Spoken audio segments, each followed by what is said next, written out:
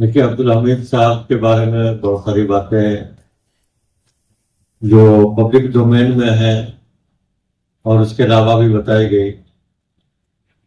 ایک چیز میں جو میں بہت اچھا ہوں اور جس میں لگاتار سدھار کی کوشش کرتا رہتا ہوں وہ ہے وقت کی پابندی.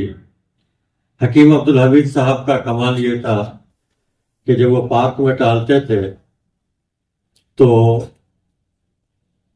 لوگ اپنی گھڑی ملا لیتے تھے جب وہ پارک سے نکلنے والے ہوتے تھے کہ اب 7:30 بج گئے.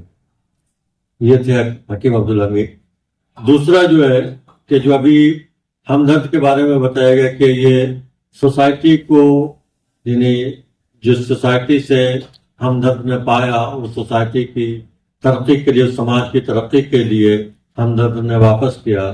ہمدرد کا کمال یہ بھی ہے کہ جہاں سے یونانی ہمارے یہاں آیا یعنی ایران وغیرہ سے تو ہمدرد نے بہت پہلے میرے خیال سے 2006 یا 2005 میں ایران کے ساتھ ایران کی ایک یونیورسٹی کے ساتھ اس نے معاہدہ کیا تھا. اتفاق سے اس خبر کو لکھنے کا بھی اتفاق مجھے ہوا تھا اور میرے جہاں سے ہمدرد سے بھی لوگ گئے تھے وہاں سے غالباً علامہ طباطبائی یونیورسٹی سے یہ معاہدہ ہوا تھا اور ایک اصفہان سے بھی یونیورسٹی آئی تھی. غالب انسٹیٹیوٹ کا نام لیا گیا, غالب اکیڈمی کو پتہ نہیں کیوں چھوڑ دیا گیا, چل وہ چھوٹا سا ہے لیکن بہرحال غالب اکیڈمی بھی حکیم عبدالحمید صاحب کی دین ہے. چانکیہ روڈ پہ جو یہ دلی میں جو ہے تو وہاں پر جو سب سے معتبر اور سب سے معروف جگہ ہے وہ بھی حکیم عبدالحمید صاحب کی دین ہے. تو یہاں اور دلی میں طب کو یا آیوروید کو فروغ دینے کے لیے ایک انجان سا ایمبیسڈر خود کو کہتا ہوں. اور یہ ایک عجیب سا اتفاق ہے کہ ہم لوگوں میں وہ یقین جو ہے بہت دیر کے بعد ہوتا ہے کہ ہمدرد والی یا یونانی دوا جو اثر کرے گی کہ نہیں کرے گی.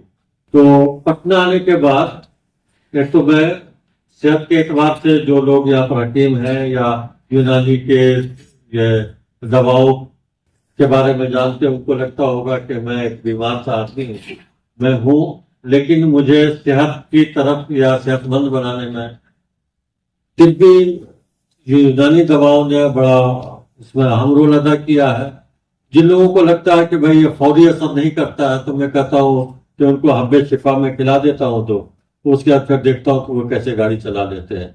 اگر وہ بہت زیادہ اور زیادہ زور دیتے کہ جلدی سے اثر نہیں کرتا تو میں کہتا ہوں کہ 1-2 قرص ملین ان کو کھلا دو, اس کے اکثر دیکھو کہ ان کا کیا حال ہوتا ہے.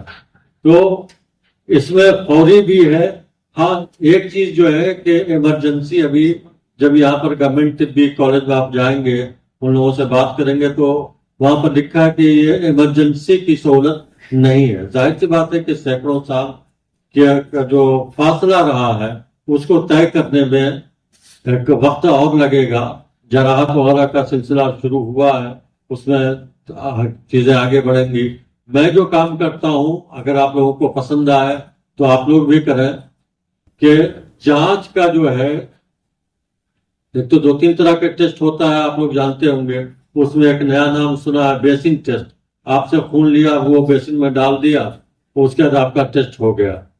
تو اگر آپ کو جانچ کروانی ہے تو حکومت سے جو آپ ان سے باضابطہ بات کریں کہ بھائی آپ ہمارا نبض بھی دیکھ لیں. اس کے علاوہ اگر وہ آپ کو ایلوپیتھک والی جانچ مشینی جانچ کروانا چاہتے تو وہاں سے کروا لیں. بخدا آپ یقین جانیں کہ یونانی دواؤں کا بڑا فائدہ ہوتا ہے. 2-3 طرح سے ہوگا. ایک تو اوپر وہ ہوگا شافی لکھا رہے گا آپ کے نسخے پر تو اس سے بھی آپ کو روحانی سکون ملے گا.